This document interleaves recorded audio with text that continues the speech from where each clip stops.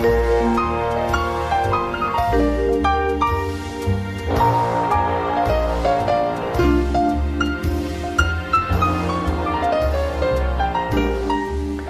to About Writing. I'm your host, Ben Cheever, and today we're extremely fortunate to have Georgina Louise, whose last name I'm going to pronounce incorrectly, Hambleton? Hambleton, exactly right. Who's written the first biography ever of Christy Brown, who we know as the person played by Daniel Day-Lewis in My Left Foot. But it's not only an interesting book, but actually the story of you writing it and publishing it is an interesting story. And in some ways parallels the story. His story is a story of overcoming enormous hardship. Struggle, yeah, for sure. So tell us first why you were drawn to this story, and then... Well, I met a taxi driver. I was doing a master's degree in Dublin. And master's in Anglo-Irish literature and drama. No. 6 hours a week, lots of people who loved Irish literature, really good time. And Dublin is a place where people speak to each other and chat, and people talk about books a lot. So I was in this cab, and this guy and I were talking about Brendan Behan, actually. And Brendan Behan's a great Irish writer who wrote Borstal Boy. He was sent to a reform school and wrote a book called Borstal Boy about magnificent that. writer. Sadly died far too young. Major drinking problem. And he lived right near Christy Brown, actually. So this taxi driver smoked, so we had a few cigarettes. We started talking. And he mentioned the film My Left Foot to me, which I had seen originally when it came out. I would have been a young girl living in America at the time. And he said, "Do you know Christy Brown's writing?" And I said, "I've never read anything by Christy Brown. I've just seen the film. I didn't really know he was a writer who had any kind of accolade or had published anything of great significance." And this taxi driver said, "Well, look, his family lived just over there. Right? And if I were you, I'd go knock on their door, have a chat to them. They have a lot of his unpublished work." Had you told him you were interested in... No, we were just talking. This is how Dublin people are. The life story, every time you get in a cab. So I wrote this down in a wee journal. I went back into my flat. I thought nothing of it. And then about 8 weeks later, I thought, life is too short. Why don't I just try and find these people and see what happens? So I found Christy's sister. And I literally knocked on her door and said, "I'm sorry to bother you. I'm a student. Do you think that I could talk to you about your brother?" And she took me into her home. We smoked a lot of cigarettes. We had many cups of tea. And for about 2 hours, she sat and told me the story of her brother. And it was made into an Oscar-winning film. But it's still a tremendous story separate from all of that. It's surprising that no one had ever written a biography of him before. Right. I think perhaps that's because the film had so much success that people felt that was the story told. Right, yeah. So, I was very fortunate to sit down with this lovely woman, and all of Christy's family are very intelligent people, and they're great at telling stories and talking. And she started, and she said, my mother had 22 children. Yeah, 22 children. Of which only 13 survived, and Christy was right in the middle. He was the 12th of the 22. And he was very sick when he was born, and she started to tell me how he had cerebral palsy and could only use his left foot. And then she showed me, poems that he had typed with his left foot. And he had been declared a mental defective, right?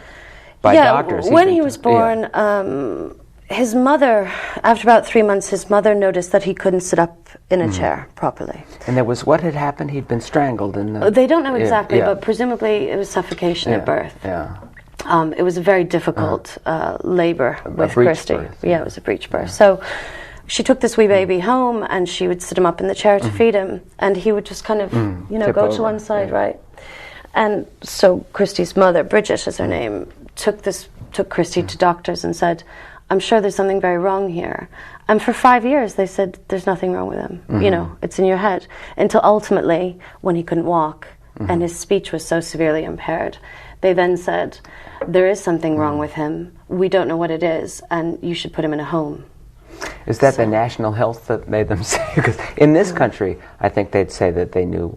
The disadvantage and advantage of our health system is that no doctor is going to turn your way. It would have been the national health system, as well as Ireland was just so poor. It's a very poor country. He was born in 1932.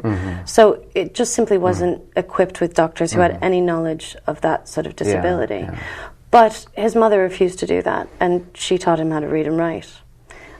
She would sit with all these other children running around the house, pregnant and so forth, and managed to find the time to sit with a piece of chalk and sit on the slate floor of their family home and do the alphabet with him.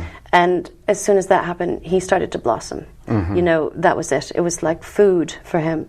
And he just read everything he could get hold of and eventually became a best-selling author, you know. How did he read? How did he hold a book? With his left foot. He could play the piano with his left foot, eat an apple with his left foot, painted hundreds of paintings with his left foot. Yes, I know he painted. Yeah.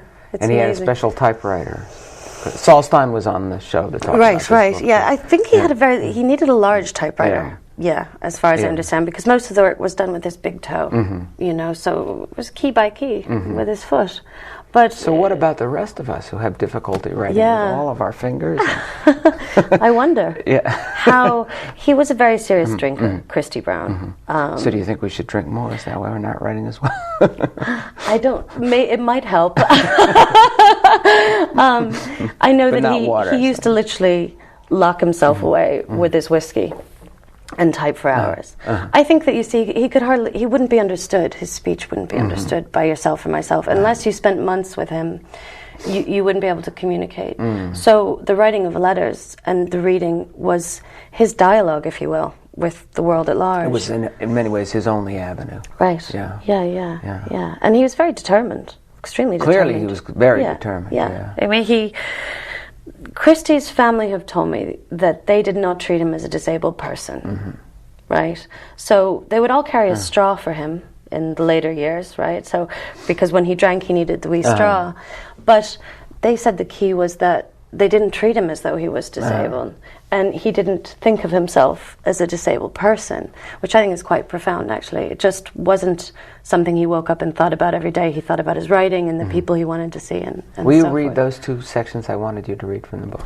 I will, absolutely. Pretend that it's your only avenue of expression. This is from his first book, My Left Foot, and Christy Brown. And you've selected it to put at the beginning of your book. I and did. below a quote, which you from Aristotle's Politics.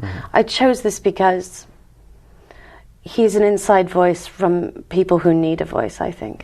You know, people who, if you're extremely disabled, how can we help those people into society? Because there are a lot of blocks. You know, if you think of Christy Brown now, and if he'd lived in Dublin and gone to university, where would he work?